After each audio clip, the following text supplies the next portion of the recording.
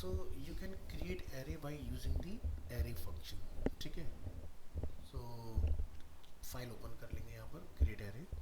सो जैसे कि आप यहाँ देख सकते हो हमने एक वेरिएबल डिफाइन। आवाज नहीं आ रही सर। आवाज़ नहीं आ रही है? ऐसा कैसे हो गया भाई? अभी चेक करो, आवाज़ आ रही है? नहीं आ रही सर। ठीक है। सो यहाँ पर हम लोगों ने क्या डिफाइन किया है, एक वेरिएबल विच इज़ कार्स, और एरे फंक्शन के अंदर हम लोगों ने हुंडई मारुति महिंद्रा किया को डिफाइन किया हुआ है। और जब हम लोग उसको वेरिएबल डम से चेक करते हैं तो ये हमें किस इंडेक्स पर कौन सा वैल्यू हमारा स्टोर है उसको डिस्प्ले कर रहा है। तो जैसे कि आप यहाँ देख सकते हो, हुंडई 0 पोजीशन पर है, मारुति आपका फर्स्ट पोजीशन पर है, महिंद्रा आपका सेकंड पोजीशन पर, किया आपका थर्ड पोजीशन पर है। सो यहाँ पर आप एक मैसेज देख रहे हैं, you can also use a shorter syntax by using the brackets, जो हम लोग जावास्क्रिप्ट में यूज़ करते हैं। सो यहाँ पर आप देखोगे कि हमें एरे लिखने की ज़रूरत नहीं रहेगी इसमें, आप सीधे देखेंगे कार्स और हुंडई मारुति महिंद्रा किया डायरेक्टली आप डिफाइन कर लेंगे और ये आपका वर्क करेगा सक्सेसफुली इसके अंदर, ठीक है। सेम रिजल्ट आपको रिसीव होगा। मल्टीपल लाइंस, ठीक है। Line breaks are not important, so an array declaration can span multiple lines. So आप यहाँ देख सकते हो हमने इस तरह से लिखा है कि भाई Hyundai comma Maruti comma Mahindra comma किया, लेकिन जब आउटकम चेक कर रहे हैं तो वो हमें सेम ही दिखाई दे रहा है जो पहले की तरह है, ठीक है। नेक्स्ट है trailing comma, a comma after the last item is allowed, ठीक है। सो यहाँ पर हम लोग क्या देख रहे हैं कि जो ये हम लोग कॉमा इस तरह से लगाते हैं, a comma after the last item is allowed, यानी कि यहाँ पर हमें लगाना है या नहीं लगाना है, ठीक है। सो व्हेन एरे कीज, तो इसमें आप यहाँ पर ध्यान दें कि आपको ऐसा कुछ नहीं कि लगाना है या नहीं लगाना है, आप छोड़ सकते हो उसको। अलाउड होता है, आप लगा के छोड़ भी सकते हो, नहीं भी लगाओगे तो भी कोई दिक्कत नहीं है। तो कॉमा हमेशा क्या करता है, नेक्स्ट के लिए आपको प्रिपेयर करता है, ठीक है। तो अगर रह जाएगा तो कोई फॉल्ट नहीं है। Array keys. When creating index array, the keys are given automatically starting at 0 and increased by 1 for each item. So the array could also be created with the keys, जो कि हम लोग लास्ट क्लास में देखे जो कि 0 पर ये इस तरह से। तो यहाँ पर आप एग्जांपल देखेंगे हमने इस तरह से भी डिफाइन किया हुआ है। मैंने लिखा 0, जैसे हम लोग लिखते हैं ना एसोसिएटिव एरे, तो लिखते हैं की और की वैल्यू, जैसे कि नेम, जैसे ब्रांड इज हुंडई, ठीक है। मॉडल इज जो भी है आपका, तो आप ऐसे भी लिख सकते हो, ये भी आपका सेम ही आउटपुट देगा जो आपका एसोसिएटिव देता है। तो 0 1 2 3, तो जब लोग इसको चेक करेंगे यहाँ पर तो आपका जो रिजल्ट आएगा वो कुछ इस तरह से देखने के लिए मिलेगा। सो आप यहाँ देख पा रहे हैं 0 पर हुंडई है, 1 पर सेम वही आउटपुट जो हमारा ऊपर दिखाई दे रहा है, सेम वही आउटपुट हमें नीचे भी दिखाई दे रहा है इसके अंदर। सो the same goes for associative arrays. You can declare the array first and then add items to it, ठीक है।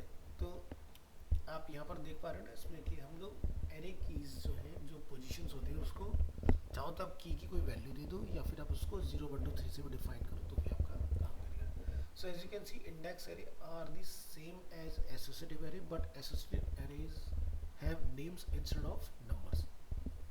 उसमें नंबर से पर नेम चलते हैं, इसमें आप नंबर्स का यूज़ करते हैं, तो आउटपुट सेम रहेगा, कोई चीज़ नहीं। Declare empty array, you can declare an empty array first and add items to it later. So जैसे कि हम यहाँ पर ये हमने देख लिया, अब हम लोग यहाँ पर देख रहे हैं कि भाई एसोसिएटिव एरे में किस तरह से लिखते हैं, ब्रांड हुंडई मॉडल और year 2022 for example. So blank array कैसे बनाते हैं, जैसे हमने कार बनाया लेकिन कार को हमने कोई वैल्यू नहीं दिया, बट लेटर ऑन हमने लगा भाई कार की फर्स्ट 0 पोजीशन पर ये हुंडई होगा, देन मारुति होगा, देन महिंद्रा होगा, देन किया होगा, तो आउटपुट आपको वैसे ही मिलेगा जैसे आप ऊपर डिफाइन करते आ रहे हो, इस तरह के सेम रिजल्ट आपको देखने के लिए मिलेगा, ठीक है। The same goes for associative array, you can declare the array first and then add items to it. तो आप यहाँ देखोगे इसमें हम लोग क्या कर रहे हैं, हमने माई कार के नाम से डिफाइन किया, फिर हम लोग क्या बोले, माई कार में brand is Hyundai, model is Aura, year is. तो ये लेंदी प्रोसेस है, बट इस तरह से हमें यूज़ करना नहीं होता है, बट ऐसा भी अगर कहीं लिखा दिख जाए तो गलत नहीं है, ये भी एक्सेप्टेबल है, चलता है, ठीक है। क्योंकि हम तो शॉर्टर सिंटेक्स की बात करें ना, एक लाइन में जो खत्म हो जाए।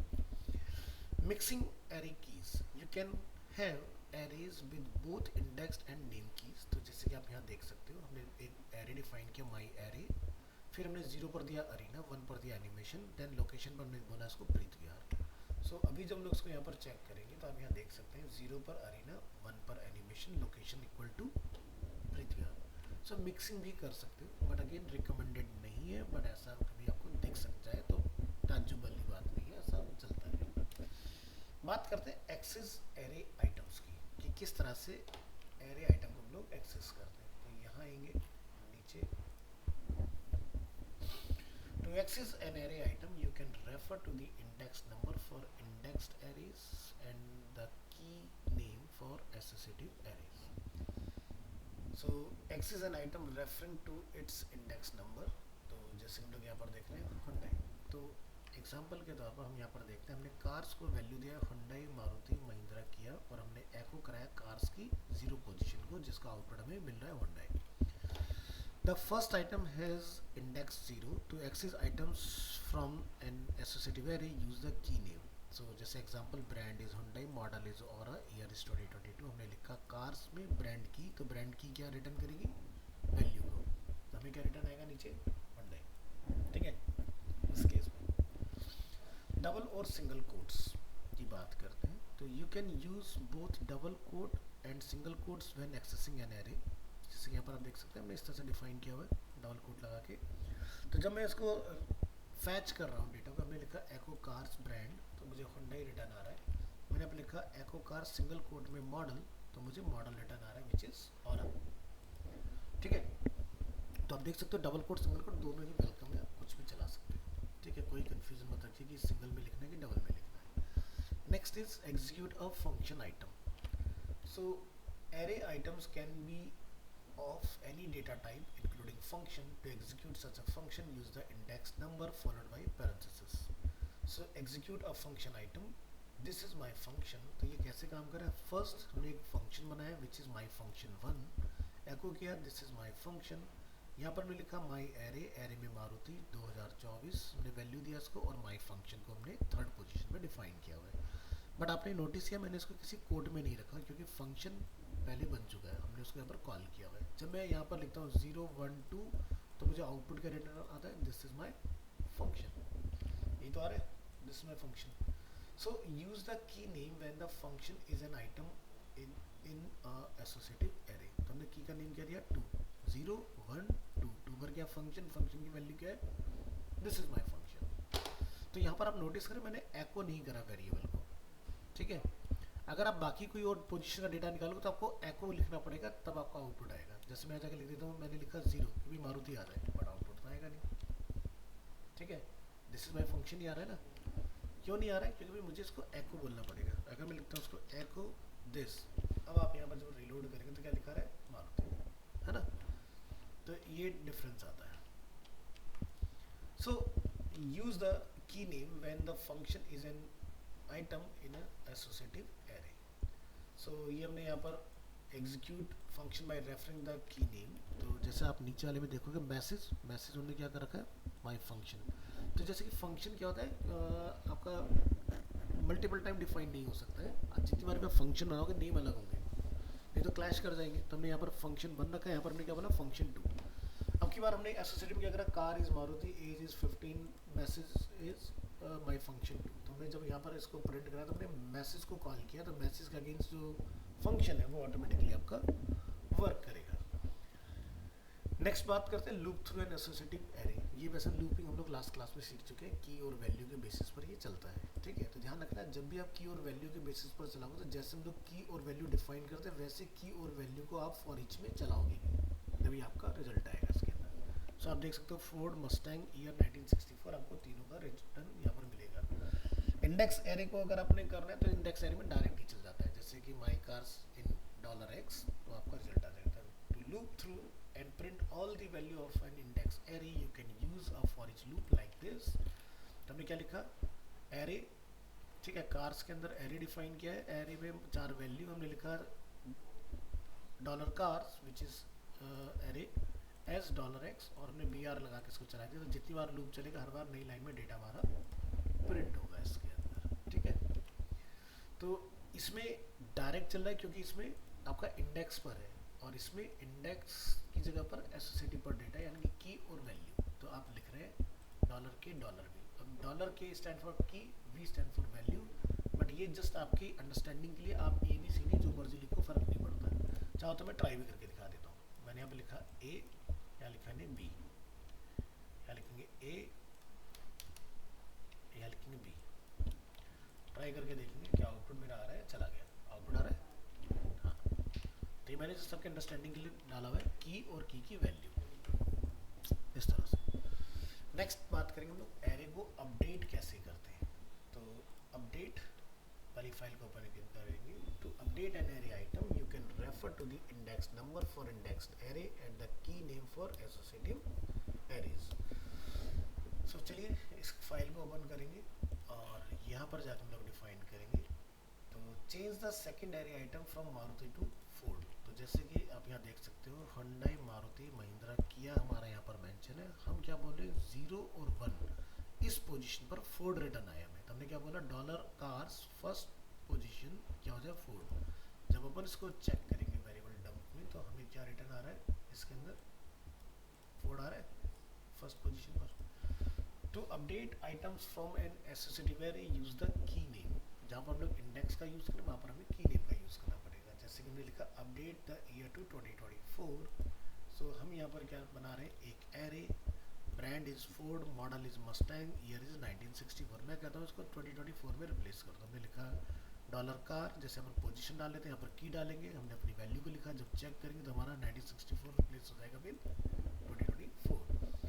Update array items in a for each loop.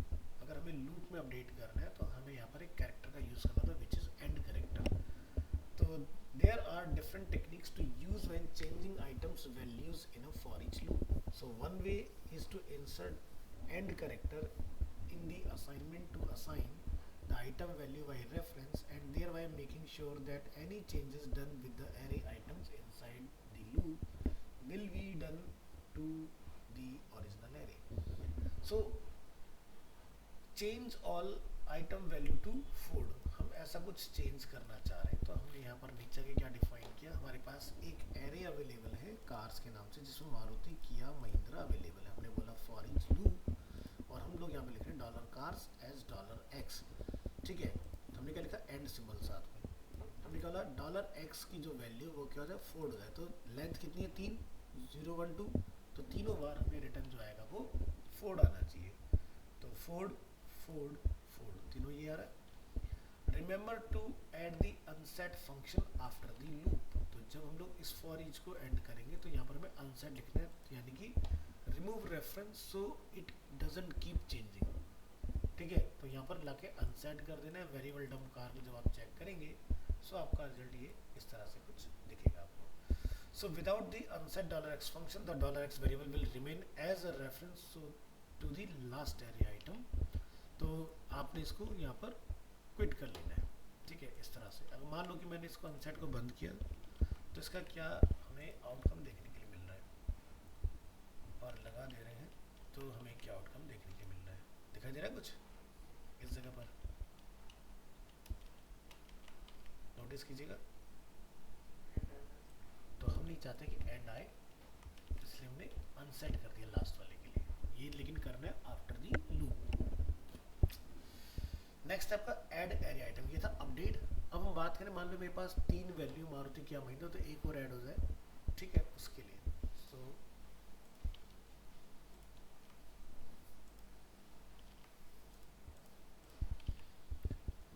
Back करेंगे यहाँ पर और चूज करेंगे add array item. To add array items to an existing array you can use the bracket syntax. So example, add one more item to the cars array. So here जो हमारी length है array की वो कितनी है 5, 0 position पर है Hyundai, 1 पर है मारुति, 2 पर है महिंद्रा, 3 पर है किया, 4 पर है फोर्ड। ठीक है, अब हम लोग ये चेक करते हैं क्या हमने फोर्ड ऐड किया था, नहीं किया था ना, बट हमने क्या किया यहाँ पर कार्स एरे इक्वल टू, हमने क्या लिखा फोर्ड। हम यहाँ पर कोई पोजीशन वगैरह की बात नहीं कर रहे हैं ना। और यहाँ पर आप देखो जब आप रेंडर करें तो आपका नंबर 4 पोजीशन ऑटोमेटिकली फोर्ड को असाइन हो गया। इस तरह से आपका काम हो जाएगा इसके अंदर। नेक्स्ट एसोसिएटिव एरे के केस में कैसे होगा, to add items to an associative array और की और value use bracket for the key and assign with the equal to operator. So example add one item to the car array. So यहाँ पर आप structure देख लें। पहले हमारे पास है ब्रांड, मॉडल, ईयर। हम बोल रहे हैं कलर और ऐड कर दो विच इज़ रेड। सो जब आप नीचे इसका आउटपुट चेक करते हैं तो देखिए ऐड हो गया इस तरह से। Add multiple array items. आपको लगता है कि मुझे मल्टीपल आइटम्स पुश करने हैं तो आपने एरे पुश फंक्शन का यूज़ करना है which is pre defined. Single single के लिए वो वाला टेक्निक जो आपने अभी देखा दोनों के केस में, पुश का आपने यूज़ करना है जब मुझे मल्टीपल वैल्यू वन को भी डालने हैं उसके लिए। To add multiple items to an existing array use the array push function. So add 3 items to the cars array. तो हम लोग यहाँ पर क्या कर रहे हैं, हमने लिखा होंडाई, मारुति, महिंद्रा, किया। मैंने बोला तीन चीज़ें और डालो, ऑडी, बीएम एंड मर्सिडीज। सो हमने क्या बोला, एरे अंडरस्कोर पुश किसके अंदर डालना है, कार्स के एरे में डालना है। क्या डालना है, ऑडी, बीएम, मर्सिडीज, और उसके बाद में इसको चेक करो। तो आप देख रहे हैं मर्सिडीज तक का डेटा आ गया। तो ऐसे लोग मल्टीपल वैल्यू पुट करा सकते हैं शॉर्टर सिंटैक्स में, ठीक है। नहीं तो आप ये 3 बार लिखोगे तब जाके आपका काम करेगा, जैसे ऊपर में डिफाइन किया। देन एसोसिएटिव एरे में किस तरह से डालेंगे, हम इसकी बात कर रहे हैं यहाँ पर। तो आप यहाँ देखेंगे हमने यहाँ पर डिफाइन किया कार 1964 तक का डेटा है। हम यहाँ बात करें कार्स में प्लस इक्वल टू, यहाँ पर पुश का यूज़ नहीं होगा। आप लिखेंगे कार्स के अंदर कलर इज़ अ की, colour is a red, transmission is a automatic, ठीक है। और जब लोग इसको चेक करते हैं तो ध्यान रखना प्लस इक्वल टू असाइन करा हमने उसको, है ना। तो हमारा ये देखो ऑटोमेटिक तक का रिजल्ट हमें देखने के लिए मिल रहा है इसके अंदर। इसी तरह से नेक्स्ट टॉपिक आपका था रिमूव एरे आइटम। अब मान लो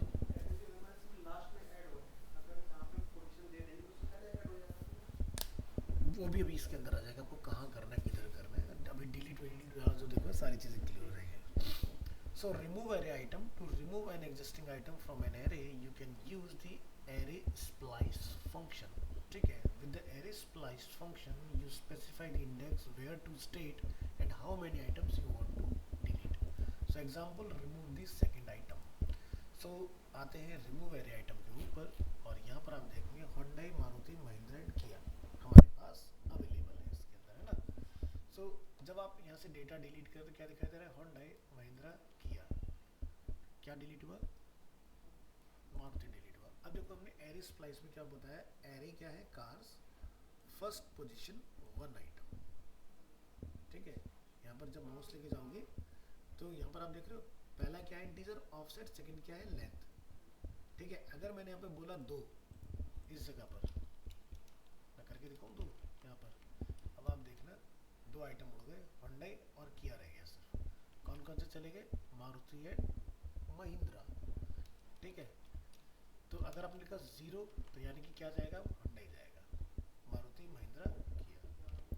तो समझ आया, यानी कि जब मैं माउस रख रहा हूँ तो पहले वाला क्या है ऑफसेट, यहाँ पर दूसरा वाला क्या है length.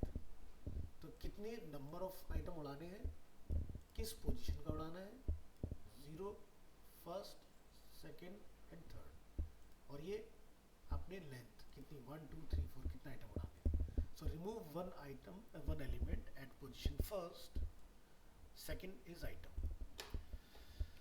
After the deletion, the array gets indexed automatically starting at index 0, ठीक है। तो जैसे हमारा डेटा डिलीट होगा वो फिर से पहले वाले उसमें आ जाएगा, जैसे जिसका 1 था वो 1 पर आ गया, मतलब जैसे मेरा मारुति डिलीट हुआ तो महिंद्रा को 1 असाइन हो गया ऑटोमेटिक, है ना। अब बात करते हैं using the unset function. You can also use the unset function to delete existing array items. So array underscore splice से भी हम लोग रिमूव कर पा रहे हैं, और we can remove via unset functions, ठीक है। तो अनसेट हमने अभी देखा था डॉलर एंड जहाँ पर हमने यूज़ किया था। So the unset function does not rearrange the indexes, यानी कि इसमें क्या होगा स्प्लाइस में, यानी कि जो डिलीट होगा उसका नंबर नेक्स्ट को असाइन हो जाएगा। इस वाले केस में ऐसा नहीं होगा। The unset function does not rearrange the indexes, meaning that after deletion the array will no longer contain the missing indexes. So example remove the second item. तो आप यहाँ देख सकते हैं 0 0 के बाद में क्या आ रहा है, 2 आ रहा है, 1 नहीं आ रहा, है ना, क्योंकि उसने रीअरेंज नहीं करा उसको। सो कैसे काम किया इसने, यहाँ पर आते हैं, हमने लिखा unset car first position, Maruti को डिलीट करो तो 0 2 3, तो 0 2 3, ऊपर क्या हो रहा है 0 1 2, है ना। तो ये डिफरेंस बनाया, अनसेट में क्या होगा और उसमें क्या होगा। चॉइस इज योर कि आपने किस तरह से डेटा को रिमूव कराना है, आपको इंडेक्स को रीअरेंज करना है या नहीं करना है। अब बात करेंगे रिमूव मल्टीपल आइटम्स, ठीक है, array items. To remove multiple items the array splice function takes a length parameter that allows you to specify the number of items to delete, जो कि मैं आपको ऑलरेडी ऊपर करके दिखा चुका हूँ कि लास्ट में अगर आपने 2 लिखा 2 आइटम बना देगा उसको, ठीक है। तो चलिए यहाँ पर हम लोग देखते हैं इसको। Remove 2 items starting the index second item index 1। सो हम लोग यहाँ पे करेंगे 1 और 2, तो हमें मारुति और महंगा डिलीट मिलेंगे, होंडाई और किया हमें आउटपुट में मिलना चाहिए। आ रहा है। The unset function take a unlimited number of arguments and can therefore be used to delete multiple array items. So example, remove the first and second item. So यहाँ पर हम लोग क्या लिख रहे हैं, unset के केस में हमने लिखा position 0 position 1, तो आपका आउटपुट आएगा महिंद्रा एंड किया ओनली। तो इसमें हमें इस तरह से लिखना पड़ रहा है, इसमें हम लोग सीधे बता पा रहे हैं। Remove item from an associative array. So to remove items from an associative array, you can use the unset function also here to specify the key of the item you want to delete.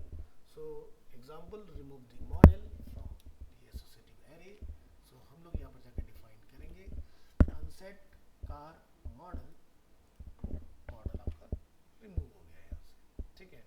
Next is use the array underscore different function. You can also use the array underscore difference function to remove items from an associative array. This function returns a new array without the specified items. So यहाँ पर आता है नीचे और ये ना, तो example क्या है, create a new array without Mustang and 1964। तो यहाँ ये कहा गया, यहाँ पर चलिए। सो हमने लिखा है dollar car is a array, ठीक है, क्योंकि हम लोग सिंगल कार की बात करें, विच इज ब्रांड है फोर्ड, मॉडल है मस्टैंग, ईयर है 1964। हमने क्या बोला, न्यू एरे, एक हमने यहाँ पर डिफाइन किया, हमने लिखा array underscore difference cars Mustang 1964, ठीक है। जब आप वेरिएबल डंप करेंगे न्यू एरे को, तो आप इसका आउटपुट देखिए क्या आ रहा है, तो क्या लिखा रहा है, ओनली फोर्ड लिखा रहा है। हमने यहाँ पर क्या लिखा, एरे डिफरेंस, हमने क्या बोला, मस्टैंग और 1964 जो है, दो चीज़ों को डिलीट कर दो इसके अंदर से, ठीक है। तो क्या हुआ, ये दोनों आइटम आपके गायब हो गए, बस आपकी जो रिमेनिंग वैल्यू बची विच इज फोर्ड, वो आपको आउटपुट में यहाँ पर दिखाई देगी। The array difference function takes value as a parameter and not keys. आपको यहाँ पर की नहीं बताना, आपको पैरामीटर, इसके अंदर वैल्यू क्या वो बताना है कि मुझे मस्टैंग नहीं चाहिए, मुझे ईयर नहीं चाहिए, ठीक है। ऊपर वाले में आपने क्या देखा, मुझे यहाँ पर की बताना पड़ रहा है। Next, remove the last item. भाई अभी तक हम लोग शुरू से उड़ाते आ रहे हैं, हम बात करते हैं भाई हमें तो एंड से उड़ाना है डेटा, फॉर एग्जांपल। सो हम लोग यूज करते हैं array underscore pop function, remove the last item of an array.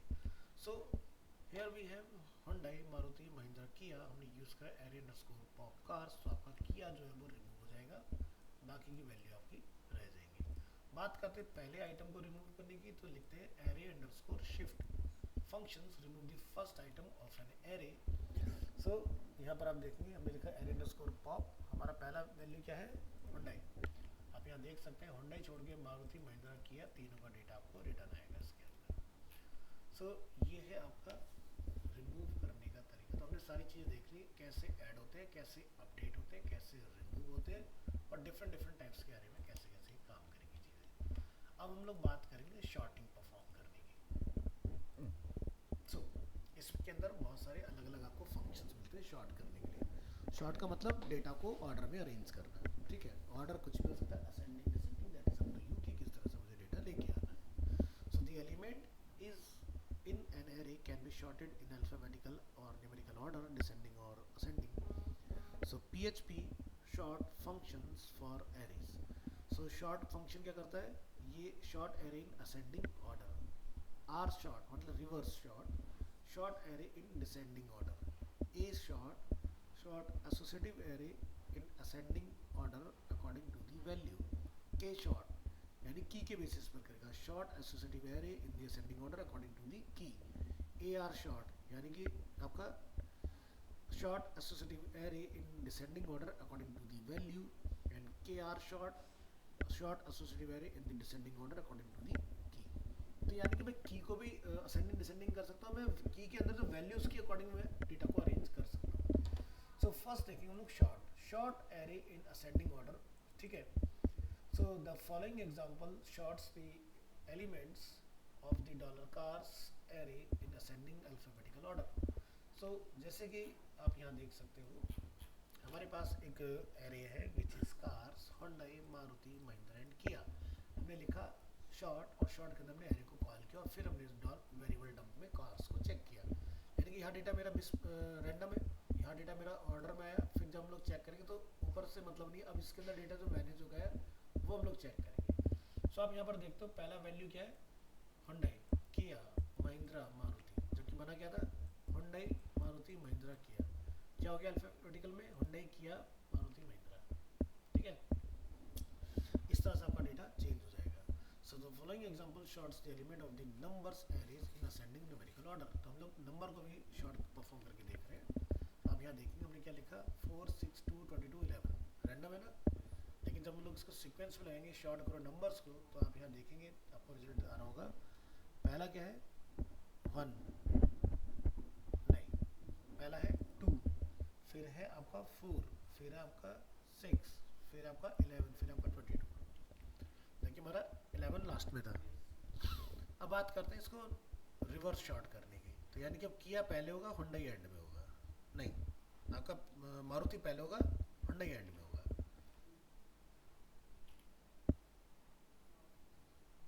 देखो मारुति पहले, होंडई बाद में. हमारा कहीं पर पी टैग खुला रह गया, कहाँ पर हुई है गड़बड़, देखना जरा. ये पी अपना खुला आ रहा है. The following examples shorts the element of the numbers array in the descending numerical order.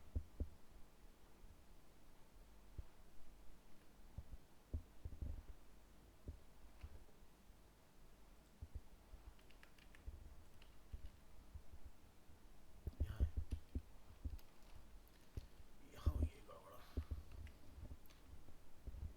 ठीक है. तो ये वाला नंबर वाला हम लोगों ने देख लिया. हम लोग इसकी बात कर रहे हैं डिसेंडिंग की. तो यहाँ पर क्या हुआ, मारुति पहले आ गया, होंडई बाद में आ गया. इसी तरह से नंबर 22 पहले आ गया, 2 बाद में आ गया. बस क्या लगा दिया हमने उसकी जगह पर, आर शॉर्ट, तो descending, by default ascending.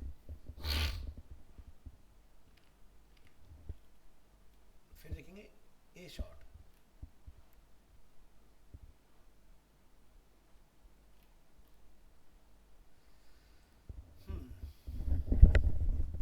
A short में हम लोग देखेंगे the following example sorts the associative array in ascending order according to the value.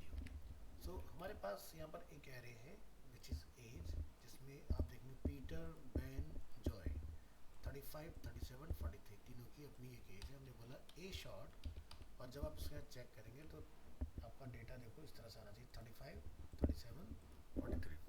तो डेटा शॉर्ट हो गया. के शॉर्ट में चेक करेंगे तो 35 यहाँ आ गया, और 37 यहाँ पर आ गया आपका. सो के शॉर्ट में हम लोगों ने यहाँ पर जाके डिफाइन किया, ये था ए शॉर्ट. हम लोगों ने क्या यूज़ करा, के शॉर्ट. के शॉर्ट मतलब की वैल्यू. तो अभी आप यहाँ पर की वैल्यू देखेंगे तो जैसे कहाँ गया के शॉर्ट, इधर आइए. तो अल्फ़ाबेटिकल ऑर्डर में A B C D E F G H I J K L M N O P. ठीक है. और बी पर क्या गया, बैन आ गया. ठीक है. तो ऑर्डर में लग गया डेटा. यहाँ पर क्या था, पी बी जे, बट हम लोग यहाँ पर बात कर रहे थे वैल्यू को, हम लोग बात करें की के लिए. ठीक है. इसी तरह से नेक्स्ट है ए आर.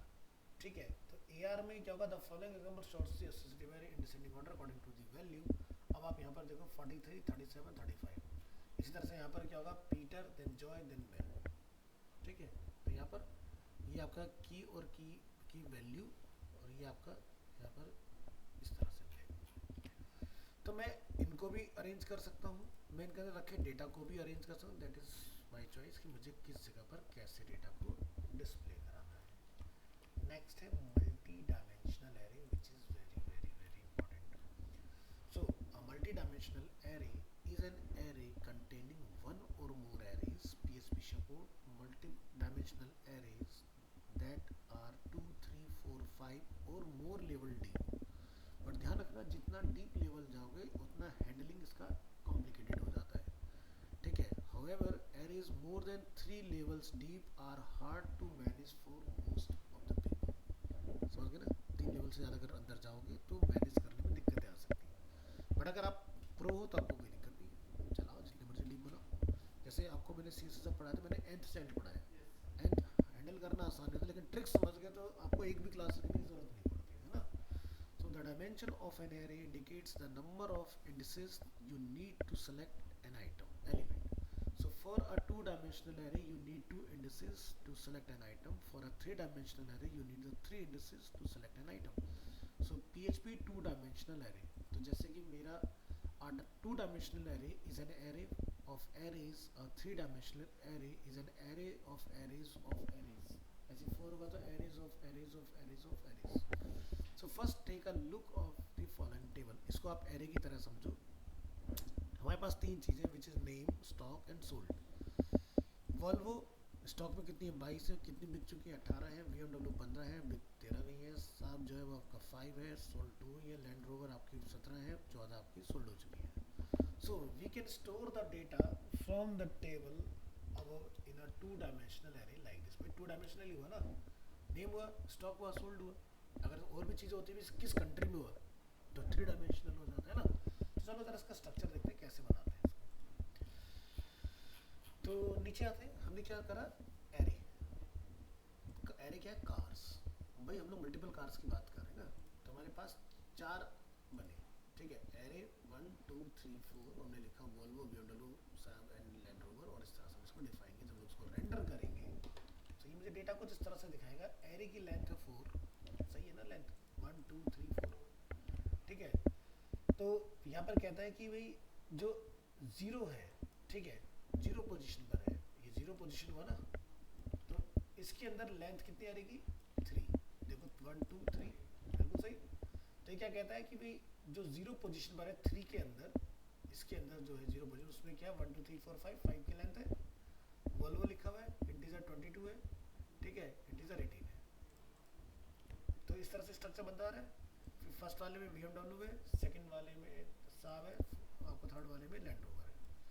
तो नाउ द 2-डायमेंशनल cars array contains 4 array and it has 2 indices row and column, ठीक है.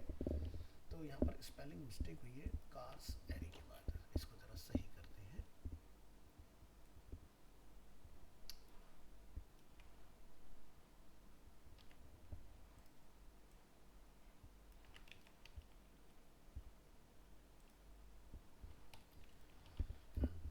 तो चलिए ये हमने इस तरह से कुछ डिफाइन किया. तो बात करेंगे access. To get access the elements of the dollar cars array we must point to the 2 indices row and column. So हम बात करें वोल्वो स्टॉक में कितनी है, सोल्ड कितनी हो चुकी है. तो ये कैसे निकला डेटा, नीचे आइए.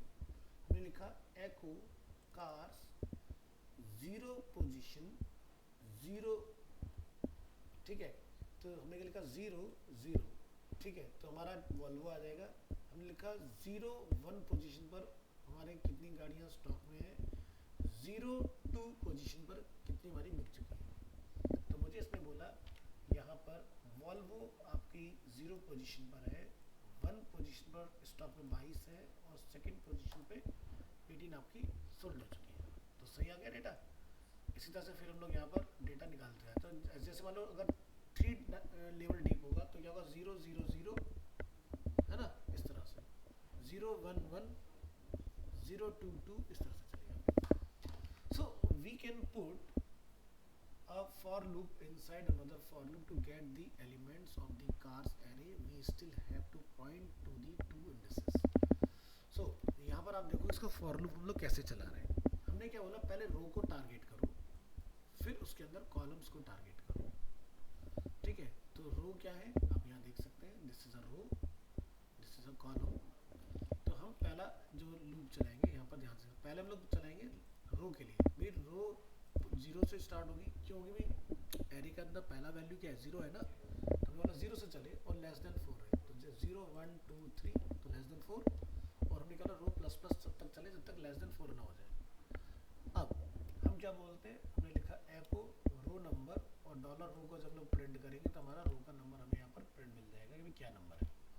तो रो 0 1 2 3 है ना, बिल्कुल सही।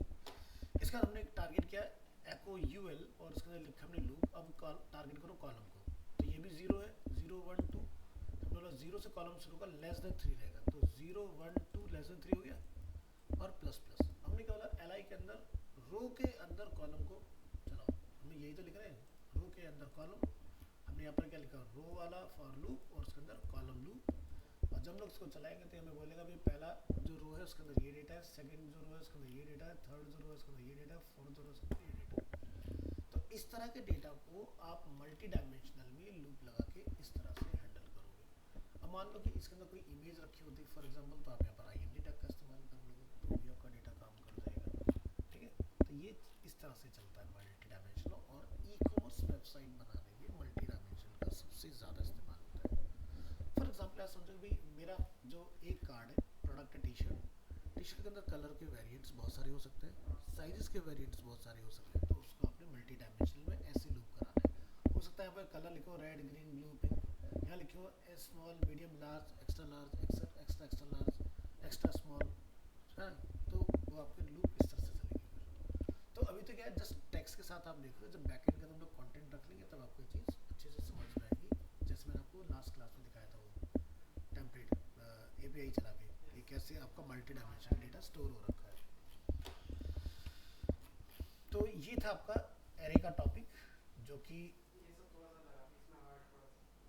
हाँ, मतलब काम सारा इसी से होता है, बिना इसके कुछ होता नहीं है। ये सिर्फ जावास्क्रिप्ट में भी काम करता है।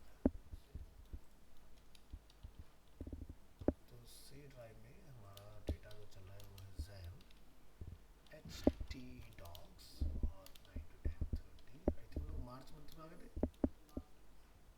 एरे यहाँ पर हमारा पूरा हो चुका था,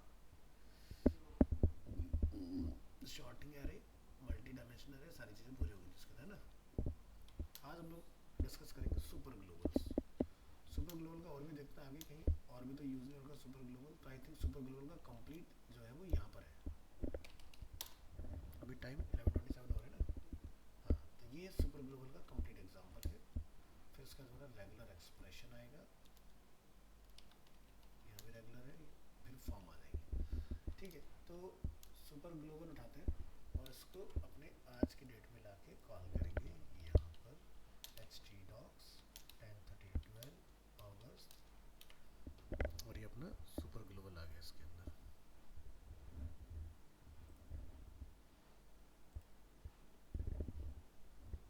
चलिए, तो हमारा फाइल कहाँ पर था, 16 पर चल रहा था ना, तो सुपर ग्लोबल हमारा जो है वो 17 हो जाएगा,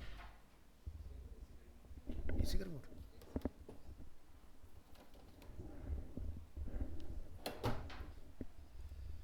ओके, तो इसको हम लोग यहाँ पर नंबर कर देते हैं, ये अपना 17 सुपर ग्लोबल्स। फिर हमारा है ग्लोबल्स, उसका था 17.1, फिर हमारा सर्वर 17.2, फिर हमारा रिक्वेस्ट 17.3, फिर हमारा पोस्ट 17.4, फिर 17.5। ठीक है, और Ajax demo example gate index, हमारे फोल्डर में इंडेक्स फाइल तो नहीं है ना, आई थिंक नहीं है, तो इनको करेंगे यहाँ से कॉपी करने के बाद आप इसको यहाँ पर लाके ओपनली कॉल कर लो और यहाँ से इस फोल्डर को नमस्ते करो। तो चलिए डिस्कस करेंगे सुपर ग्लोबल्स। सुपर ग्लोबल क्या है, वेरिएबल्स हैं जो पहले से PHP ने आपको बना के दिए, ठीक है, सो उसको हम लोग डिस्कस करने वाले हैं। तो बैक करेंगे यहाँ से, लेटेस्ट टॉपिक है अपना,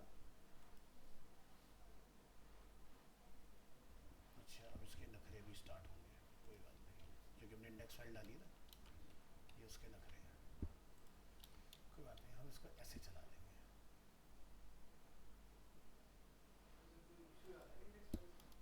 नहीं, अगस्त के अंदर हमारा आज डेट क्या होगी, 20 अगस्त, और उसके अंदर हमारी फाइल ये रहा। इंडेक्स फाइल में हमने कुछ डेटा सुपर ग्लोबल से डाला है ना, वो डेटा फैच नहीं कर रहा, इसलिए वो हमें एरर दे रहा है। अभी ये चल जाएगा तो डेटा आ जाएगा उसके पास। तो चलो, PHP Global's variables means super Global's. Super Global's were introduced in PHP 4.1.2 और अभी हम लोग जो एट प्रेजेंट चला रहे हैं दैट इज 8.2, मतलब डबल में पहुंच गए सीधे। Are built in variables that are always available in all scopes। all scopes का मतलब क्या हुआ कि चाहे वो फंक्शन स्कोप हो, लूप स्कोप हो, कहीं पर भी चल सकता है। जैसे हमने याद है जब वो सबसे पहले ग्लोबल स्टेट पे वेरिएबल बनाया था तो फंक्शन के अंदर नहीं चला था, मुझे उसको चलाने के लिए ग्लोबल्स लिखना पड़ा, है ना। बट इसमें हमें ऐसी कोई दिक्कत नहीं आती, क्योंकि यहाँ पर जब ग्लोबल्स वाला जो है ना, ये हमने यही वाला इस्तेमाल किया था वहाँ पर, या तो ग्लोबल्स ऐसे चला लो या फिर आप वैसे चला लो। So PHP global variables called super globals. Some predefined variables in PHP are super globals, which means that they are always accessible regardless of scope. So यानी कि if condition वगैरह चला रहे हो वो भी scope होता है curly braces, अगर आप function बना रहे हो वहाँ पर भी curly braces होता है, वो भी scope होता है। तो आपको कहीं पर भी दिक्कत नहीं है कि आप कहीं पर भी डायरेक्टली डेटा फैच करा सकते हो उसकी हेल्प से। So क्या लिखा रहा है, regardless of scope, कहीं भी ना चलाओ। And you can access them from any functions, class or file without having to do anything special. Okay? So the PHP super global variables are globals, $server, $request, $post, $get, $files, $environment, cookies and session। ये सारे variables जो हैं बड़े काम आते हैं जब आप किसी डेटा को फॉर्म के थ्रू सबमिट करते हो, तो चलता है पोस्ट एंड गेट, ठीक है। सो डिपेंड करता है कि डेटा हम लोग पोस्ट करा रहे हैं कि गेट करा रहे हैं। मैं तो कहता हूँ best practice is always use करो पोस्ट। गेट का यूज़ हम लोग कब करते हैं, मान लो मैंने एक डेटा यहाँ पर बैकएंड से लेके आया और मुझे उसको एडिट अपडेट करना है, तो बैकएंड को कैसे पता चलता है मुझे किसको एडिट करना है, तो हम लोग गेट की हेल्प से करते हैं उस चीज़ को, ठीक है।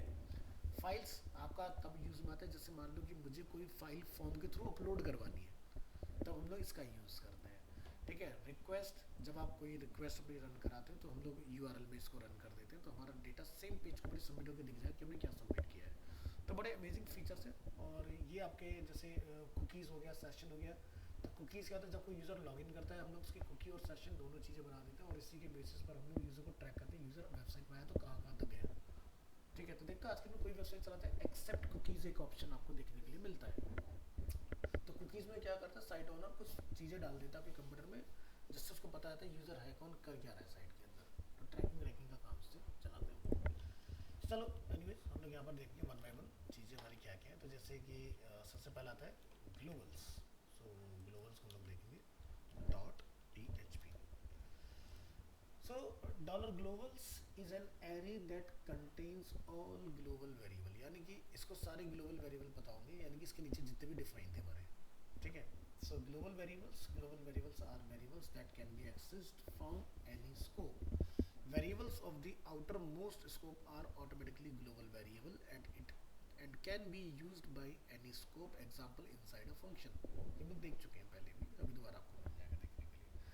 To use a global variable inside a function, you have to either define them as global with a global keyword or refer to them by using the $global syntax। यानी कि मैं ऐसे भी लिख सकता हूँ और मैं ऐसे भी लिख सकता हूँ, दोनों ही एक्सेप्टेबल है। स्मॉल में लिखोगे तो मेक श्योर करना डॉलर नहीं लगाना है, डॉलर के साथ लिखोगे तो मेक श्योर करेंगे आपको ग्लोबल्स कैपिटल में लिखना पड़ेगा, ठीक है, इस तरह से। तो यहाँ पर है ग्लोबल, यहाँ पर है ग्लोबल्स, ठीक है। एक है स्मॉल में विदाउट डॉलर, एक है कैपिटल में कैप्स में with dollar. So example, refer to the global variable $x inside a function। So value of x in my function 160, value of x is 10। तो यानी कि यहाँ पर हमने लॉजिक लिखा हुआ है, जरा जाके चेक करेंगे हमने क्या डिफाइन किया। तो फाइल ओपन करिए, नीचे आइए, तो हमने यहाँ पर क्या लिखा है, एक वेरिएबल फंक्शन के बाहर डिफाइन किया 60 माई फंक्शन 1। हमने यहाँ पर एक फंक्शन बनाया, एको क्या, value of x in function 1। तो मुझे इस x को यहाँ लाने के लिए क्या लिखना पड़ा, ग्लोबल्स, और जब मैं इसको प्रिंट करता हूँ तब मुझे जाके इसका रिजल्ट यहाँ पर देखने के लिए मिलता है इस तरह से। अब ये जो वैल्यू ऑफ x इज 10 यहाँ लिखा हुआ है, ये मैंने JS का एक एग्जांपल करके दिखाया था बच्चों को कि भाई जावास्क्रिप्ट के केस में क्या होता है, हमें ग्लोबल वगैरह नहीं बताना होता। यानी कि अगर आपने वेरिएबल एक्स डिफाइन किया किसी भी फंक्शन के बाहर तो वो ऑटोमेटिकली एक्सेसिबल होता है सभी जगह पर, ठीक है। बट पीएचपी में ऐसा नहीं होता, ठीक है। तो यहाँ पर हमने क्या लिखा, एक्स लिखा हमने 10, और यहाँ पर हमने सीधे जाके फंक्शन के अंदर डॉक्यूमेंट डॉट राइट हमने जब चलाया तो हमारा रिजल्ट आ गया 10, है ना।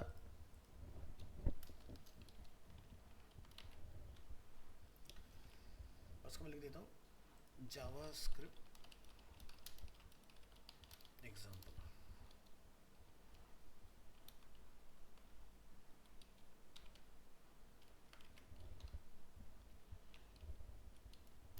इस पे बी टैग लगा देते हैं सो दैट कि बोल्ड हो गया है ना, अब सही है। और एक बी आर और लगा दो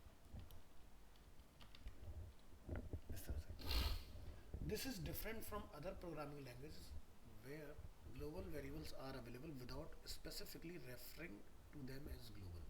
यानी कि पीएचपी में बताना पड़ रहा है हमें, जेएस वगैरह में हमें ऐसा कुछ बताने की ज़रूरत नहीं होती। एग्जाम्पल हम लोग यहाँ देखेंगे, नीचे आएंगे, हमने यहाँ पर क्या करा, वेरिएबल डिफाइन किया $x50 और फंक्शन 2 के अंदर जाकर हमने एको कर दिया $x। तो यहाँ पर क्या लिखा रहा है, अनडिफाइंड वेरिएबल $x, जो कि मैंने इसको ग्लोबल नहीं बताया ना।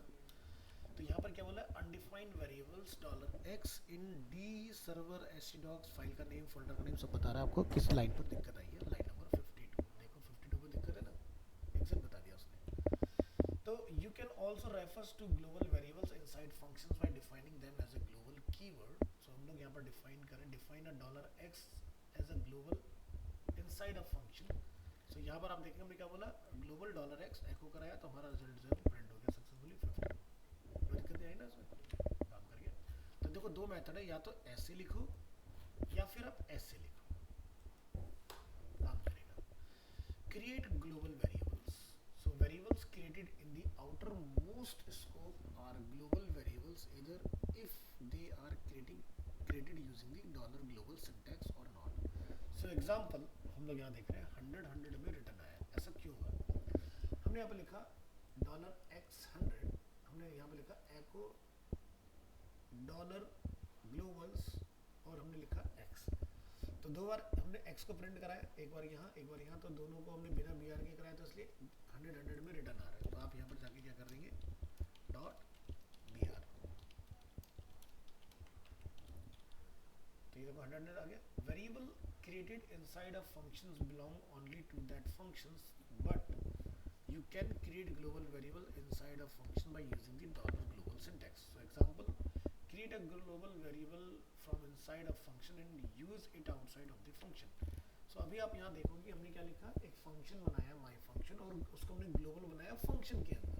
हमने कहा ग्लोबल $x, मतलब डॉलर जब यहाँ लग गया तो ये $x की कंसिडर होता है, क्योंकि ग्लोबल का आउटपुट में तो कुछ होता नहीं, ठीक है। तो ये आपका ग्लोबल कीवर्ड लिखने से क्या होगा कि यानी मैं इसको फंक्शन के बाहर भी चला सकता हूँ। तो देखो हमने इसको वैल्यू दिया 150, अब मैं देखो इसको प्रिंट करूँगा यहाँ पर, ठीक है। तो देखो यहाँ पे एको तो हमने किया नहीं है, तो आपने पहले फंक्शन को बाहर कॉल करना है, फिर एको कराना है ग्लोबल्स को, तो आपका रिजल्ट कितना आ रहा है। और अगर मैं अंदर ही एको कर देता हूँ, ठीक है, तो 150 दो बार आ रहा है, तो यानी कि एक ये प्रिंट हो गया, एक ही यहाँ प्रिंट हो रहा है। तो यानी कि मैं बाहर बना के अंदर भी लेके जा सकता हूँ, अंदर बना के बाहर भी लेके आ सकता हूँ। जेएस ये नहीं कर सकता, समझ गए, क्योंकि वहां पर आपका काम नहीं करता।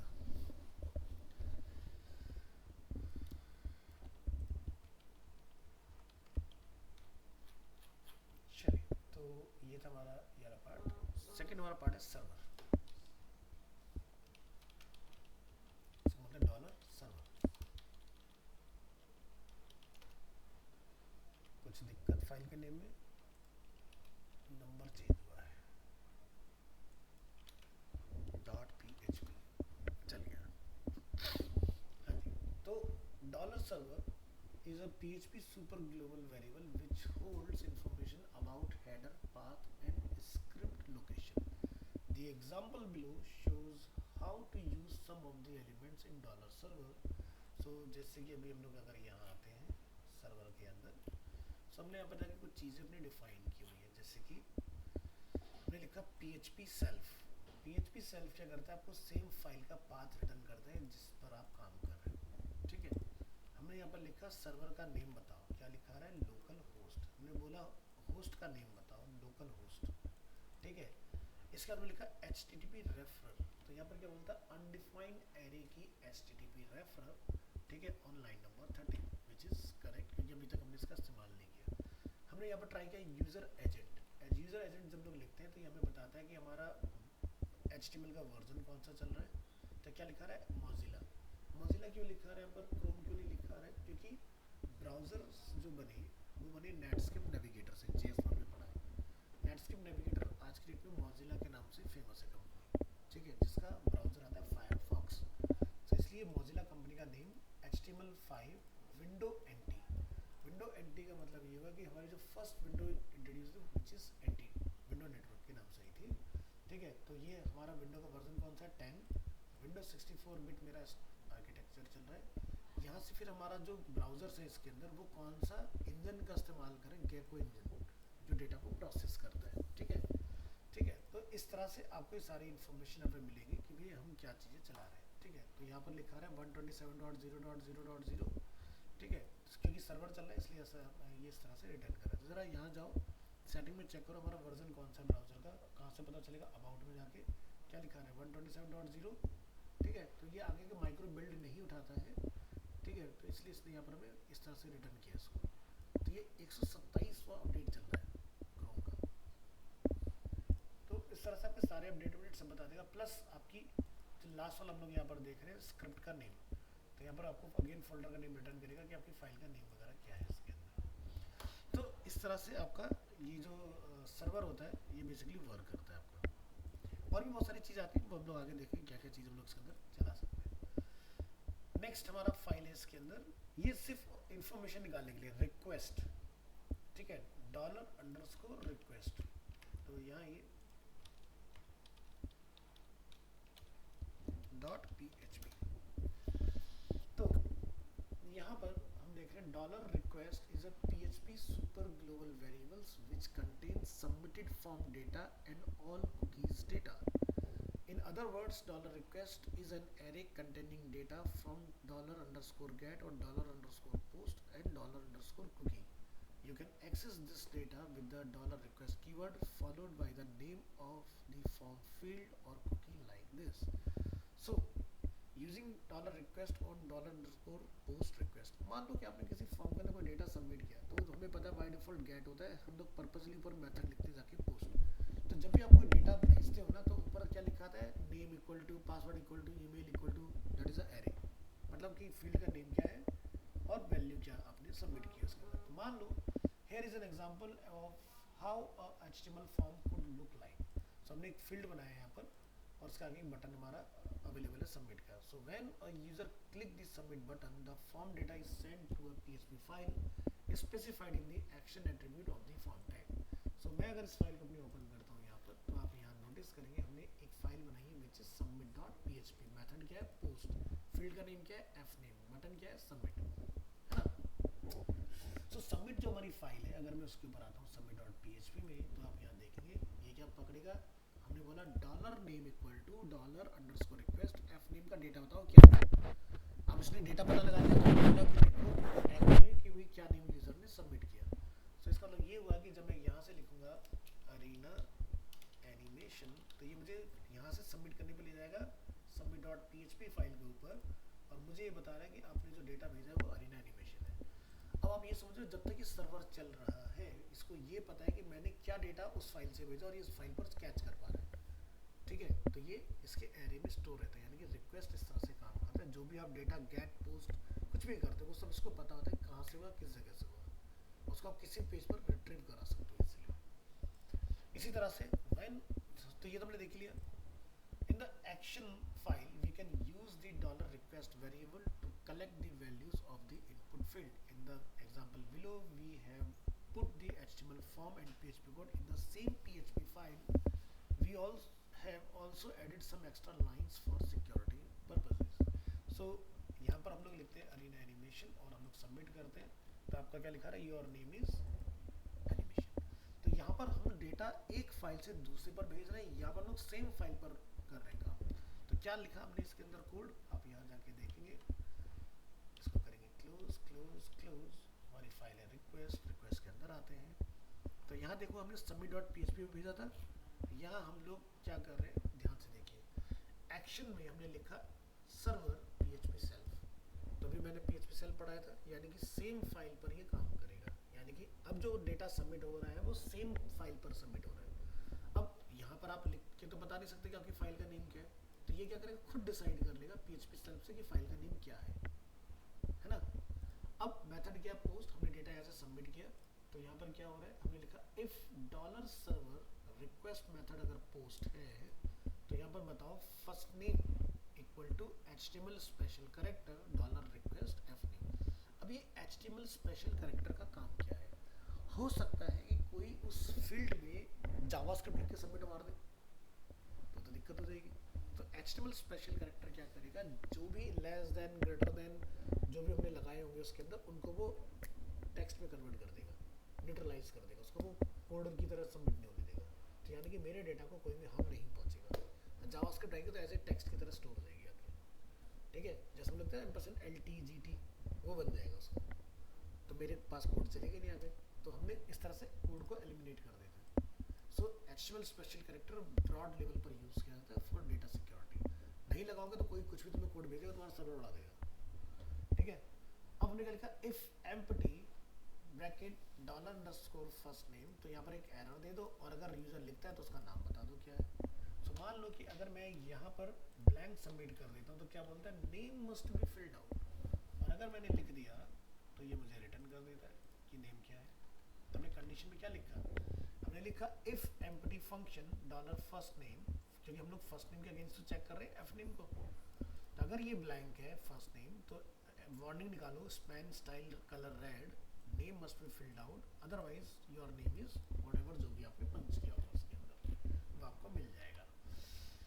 Next, using the request on $_get request, तो पोस्ट का हमने देख लिया, गेट भी सेम ही काम करता है। तो get request can be found submission as in the example above with the method attribute of the HTML form element set to get. Get request can also be data from a query string information added after a URL address. Here is an example of how an HTML hyperlink with a query string would look like. So I'm going to click here. So हमने इसमें आप देख रहे हो ऊपर क्या भेजा है, F name John, last name Joe. तो मैं इस डेटा को URL से कैप्चर करके यहाँ पर रीड कर पा रहा हूँ, ठीक है। ज़रा ध्यान से देखिए, हमने जब इस फाइल को यहाँ से भेजा तो हमने रिक्वेस्ट पैरामीटर लगा के, ठीक है, एफ नेम एक वैल्यू होगी एंड लास्ट नेम दूसरी वैल्यू होगी। अब जब हमने इस डेटा को एक्सेस किया, फाइल का नेम जरा चेक करो क्या है, index.php। सो index.php में क्या बोला, URL से उठाओ, रिक्वेस्ट करो एफ नेम, रिक्वेस्ट करो एल नेम। तो जैसे उसने एफ नेम एल नेम यहाँ देखा तो डेटा आ गया, बट जब मैं इंडेक्स फाइल को डायरेक्ट चला रहा था तब इसको डेटा नहीं मिल रहा था। क्या बोलता है, अनडिफाइंड एरे की एफ नेम, अनडिफाइंड एरे की एल नेम, ये एरर आया था क्योंकि URL में है ही नहीं डेटा। तो डेटा कहाँ से मिल रहा है उसको, यहाँ से मिल रहा है। जब उस पेज से हम लोग इस पर आ रहा है URL में, तो आपको डेटा यहाँ दिख जाता है। तो इस चलाते हैं इसको। अब ये कहाँ चलता है, जैसे आप फ्लिपकार्ट पर आओ, मैं बड़े अच्छे से आपको दिखाता हूँ ई कॉमर्स में कैसे काम करते हैं। लेट्स से मैंने बोला टी शर्ट्स, ठीक है, तो हमारा पेज का राउट किया मैन टी शर्ट्स, ठीक है। अब आप यहाँ देखना ऊपर क्वेश्चन मार्क लगा SID, चाहे क्लोथ CLO, ठीक है। अब जरा देखना, मैं जब यहाँ पर क्लिक करूँगा ना, तो अब आप देखना यहाँ पर क्या लिखा है, प्रोडक्ट ID, देख रहे PID। अब तुम अभी बिगिनर हो तो तुम इतना ध्यान नहीं देते, तो मैं तो नीचे से मतलब होता है ना। अब जब हम डेवलपर बन जाते हैं तो हम दूसरे का URL भी चेक करते हैं वो क्या कर रहा है, कैसे डेटा उठा रहा है। तो वो प्रोडक्ट जो पीछे से लेकर आ रहा है वो PID से लेके आ रहा है। तो मैं कुछ भी रख सकता हूँ, जैसे अगर मुझे यूज़र निकालना हो तो UID लिख लूँगा, एडिट करना तो EID लिख लूँगा, प्रोडक्ट लाना तो PID लिख लूँगा, मेरी मर्जी ना, कुछ भी रख सकते हैं। यूज़र को उससे क्या मतलब, क्या चल रहा है उसको तो यहाँ से मतलब होता है ना। बट मैंने आपको इसका एग्जांपल दिखाया कि ये कैसे प्रोडक्ट यहाँ आया, ये क्वेरी गई जब मैंने उसको क्लिक किया वहाँ पर इधर, ठीक है, तब वो बैकएंड से डेटा लेकर आया इसके अगेंस्ट। तो अभी तो मैंने लिख के डाला name F name equal to John, last name equal to Doe, but ये बैकएंड से चलेगा फिर, ठीक है। जब आपका एसक्यूएल स्टार्ट हो जाएगा।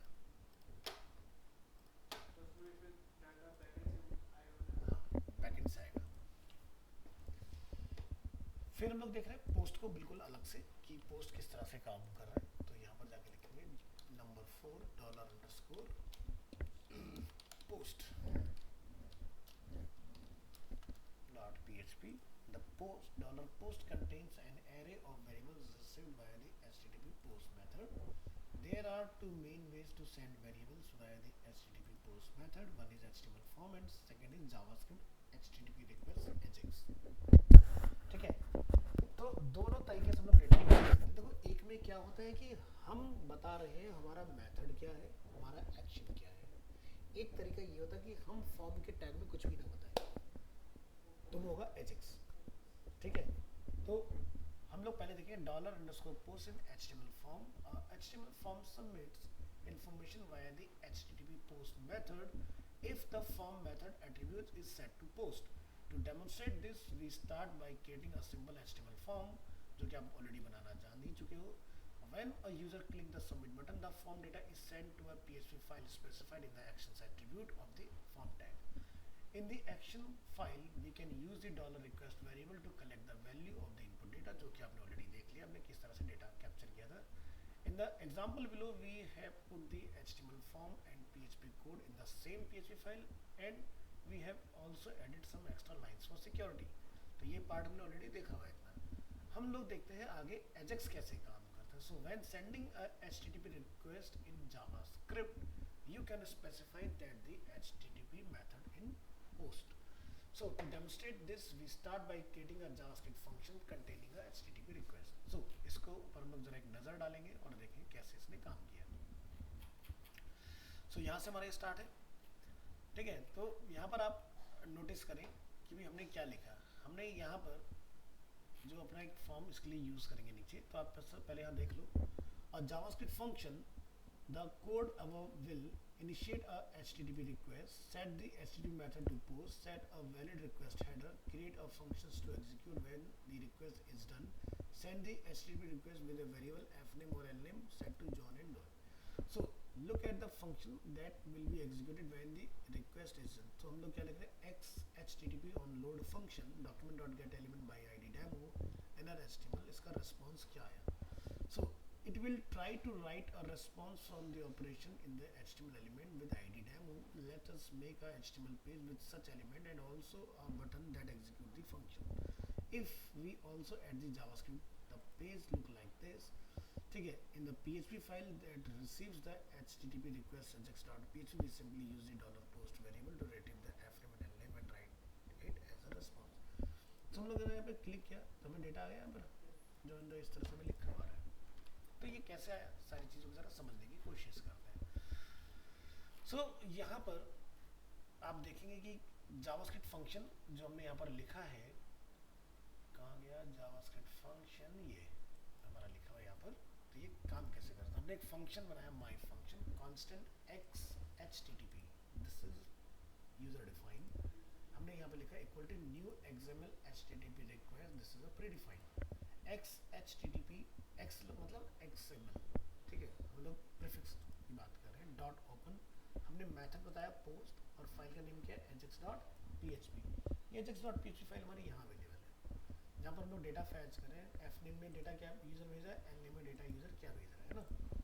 वापस से आते हैं इसके अंदर, हमने यहाँ पर बोला x http dot set request header, content का टाइप हमने यहाँ पर बताया कॉमा लिख के application slash x dash www dot dash form dash URL encoded. इसका मतलब क्या होगा कि URL में कुछ भी नहीं आएगा लिखा हुआ, URL बिल्कुल ब्लैंक रहेगा जैसा पोस्ट मेथड में होता है। ठीक है, तो हमने पोस्ट मेथड यहाँ डिफाइन किया हुआ है। हमने लिखा x http dot onload function document dot gate element by id demo in HTML में इसके अंदर का डेटा दिखाओ, क्या डेटा भेज दो, f नेम और l नेम। ठीक है, सो इस तरह से ये अलग जो आपका ट्रिगर है ये आपको डेटा दे रहा है यहाँ पर। ठीक है, अभी डेटा कैसे आया, यहाँ पर आप नोटिस करेंगे कहीं पर हमने एक वेरिएबल आईडी बना रखा डेमो, डेटा आ रहा है इसके अंदर। हमने क्लिक पर क्या चला है, माई फंक्शन, ये माई फंक्शन देखो यहाँ पर चल रहा है आपका, तो डेटा पोस्ट हुआ और आपको यहाँ पर आके रिसीव हो गया इसके अंदर, ठीक है।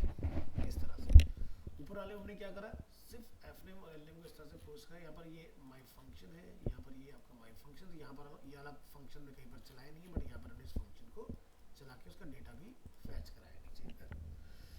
तो यानी कि इसका मतलब ये हुआ कि यहाँ पर आपका जो डेटा है वो यहाँ लिखा हुआ है इस तरह से, ठीक है। इसी तरह से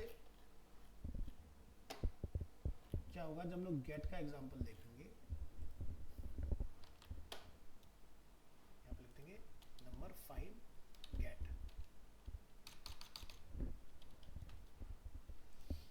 तो get contains an array of variables received via the HTTP GET method. There are two main ways to send variables via the HTTP GET method: query string in the URL and HTML form. यानी कि URL में query string के भेज सकते हैं या फिर HTML form से डेटा को भेज सकते हैं। So query string in the URL, a query string is data added to at the end of the URL. In the link below, everything after the question mark sign is a part of query string. तो जैसे मैंने लिखा test$get, तो आप यहाँ देखो हमने क्या लिखा, demo.php फाइल में subject is php and web equal to Arena Animation India. So हमने लिखा स्टडी php at arenaanimationindia.com, ठीक है। तो यहाँ पर आप देख रहे हो demo.php वाली फाइल है, subject at equal to php और वेब इक्वल टू क्या है। अब जरा ये फाइल आप चला के देखो, demo.php हमारे पास यहाँ अवेलेबल है। इस फाइल में हम लोग क्या लिख रहे हैं, echo study $_get subject and web. यही दो चीज़ें हमने यहाँ URL से ट्रिगर कराई है। देखो, तो देखो अपने आप डेटा स्ट्रिंग बना लिया इसके अंदर। तो यार देखो मैंने डेटा ये लिख के डैम इस तरह से href में भेजा, तो जैसे ही ट्रिगर हुआ ये डेटा उसने कैप्चर कर लिया demo.php के अंदर। So the query string above contains two key value pairs, one is subject and second is web. In the PHP file we can use the $get variable to collect the value of the query string. तो $get करके आप जब लिखोगे ना तो आपको data यहाँ मिल जाता है कि भाई आपने क्या डेटा भेजा है, जो कि आप यहाँ देख रहे हो लिखा है। की का नेम हमने यहाँ पर बताया, डेटा इसने ले लिया स्टडी वेब एट arenaanimationindia.com। इस तरह से आगे बढ़ेंगे। अब हम लोग बात करते हैं कि फॉर्म के थ्रू डेटा कैसे आता है। तो देखो जब भी आपका जो भी फील्ड का नेम होगा, तो हमारे फील्ड का नेम क्या है, नेम और ईमेल। अब आप देखना जैसे मैं सबमिट करूंगा ना ऊपर लिखा आ जाएगा name equal to email equal to, blank है ना तो कुछ नहीं आया। बट अगर मैंने यहाँ कुछ लिखा होता तो वहाँ लिखा आ जाता, जिसमें लिखा अभिषेक त्यागी, और जब मैं यहाँ से सबमिट करूंगा देखो लिखा आएगा welcome Abhishek Tyagi, your email ID is this. कहाँ से उठा रहा है, यूआरएल से उठा रहा है, क्योंकि गेट में डेटा यूआरएल में रिवील होता है ना, ये तो हमें पता ही चल गया ना।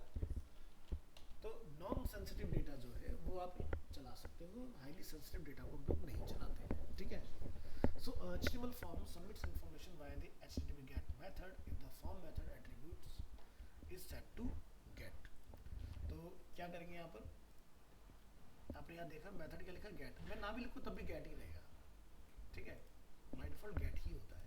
हम कहाँ भेजें, get.php फाइल, तो get.php फाइल पे देखो क्या हो रहा है, ये चीज़ हम लोग फैच करना है यूआरएल से। So when a user click the submit button, the form data is sent to a PHP file specified in the action attribute of the form tag. The form field are sent to the PHP file with your input as query string get.php name equal to John and email equal to john@example.com। तो मैंने जैसे अपना data डाला, आप यहाँ पर कुछ और डेटा चला सकते हो। In the action file, we can use the $get variable to collect the value of the input fields. So example. PHP code inside the get.php page. Think security when processing PHP forms. The example above does not contain any form validation. It just shows how you can send and retrieve form data. So proper validation of form data is important to protect your form from hackers or spammers. क्योंकि इसमें मैंने HTML special character का इस्तेमाल नहीं किया, तो यानी कि कोई मुझे यहाँ पर स्क्रिप्ट लिख के भी चिपका सकता है, और अगर ये डेटा मेरे बैकएंड में जा रहा हो तो मेरा डेटाबेस गया, ठीक है। सो इसलिए जब तक भगवान बुरे से चल रहा, लोग सही डेटा दे रहे हैं तो सही है। एक दिन किसी कोई घुमा बंदा आया, चलो मैसेज देते हैं वेबसाइट में, उसने चेक करा तुम्हारी वेबसाइट उड़ा दी, ठीक है, तो दिक्कत हो जाएगी फिर तुम्हें। तो जो मैंने आपको पहले HTML स्पेशल कैरेक्टर वाली टेक्निक बताई ना, उसका इस्तेमाल करना होता है हमेशा डेटा को प्रोसेस करना। नंबर 5 पर आते हैं। अच्छा गेट तो ही है ना, हाँ तो ठीक है, तो अपने ये वाला पार्ट पूरा कंप्लीट हो गया इसके अंदर। ठीक है, एक हमने एग्जांपल फाइल किसी डाली थी इस तरह से, जिसमें हमारे कहते हैं सारा कुछ हमें ब्राउज़र में दिख जाता है। बाकी इंडेक्स का भी हमने देख लिया, गेट का भी देख लिया, पोस्ट का भी देख लिया, एजेक्स का भी देख लिया, डेमो वाली भी देख ली। डेमोजेशन मैंने शायद किसी पर्पज से डाली थी, लास्ट क्लास में डाली थी एपीआई का। हाँ, मल्टी डायमेंशन है देखने के लिए हम देखे थे। तो ये था आपका, तो हमारे दो बड़े टॉपिक जो है वो कंप्लीट हो गए हैं इसके अंदर। ठीक है, नेक्स्ट क्लास में हम लोग देखेंगे रेगुलर एक्सप्रेशन, जिसकी हेल्प से आप फॉर्म वगैरह में वैलिडेशन वगैरह इम्प्लीमेंट करा पाते हो। तो अब जो आपका है पीएचपी का, मान के चलो कि प्रॉपर्टीज़ खत्म ऑलमोस्ट। अब हम लोग फॉर्म पढ़ेंगे नेक्स्ट क्लास में, रेगुलर एक्सप्रेशन पढ़ेंगे, इसके ऊपर वैलिडेशन कैसे होता है, क्लाइंट साइड सर्वर साइड, वो चीज़ें पूरी करेंगे। फिर पीएचपी में डेडिकेटेड एजेक्स देखेंगे। फिर आपका इसमें हम लोग एसक्यूएल पढ़ेंगे। फिर हम लोग इसके ऊपर प्रोजेक्ट बनाना स्टार्ट करेंगे। तो आपका इस मंथ में प्रॉपर्टी सारी खत्म हो जाएगी। ठीक है, तो यानी कि अगर हमारी कोई छुट्टी ना हो, वैसे तो आज मैं लीव पर ही था बट मैं आ गया।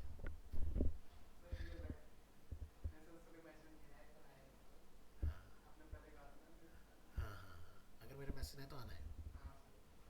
तो हमारे पास 3 4 5 क्लास है, तो हमारी आराम से प्रॉपर्टीज कंप्लीट हो जाएगी बढ़िया से।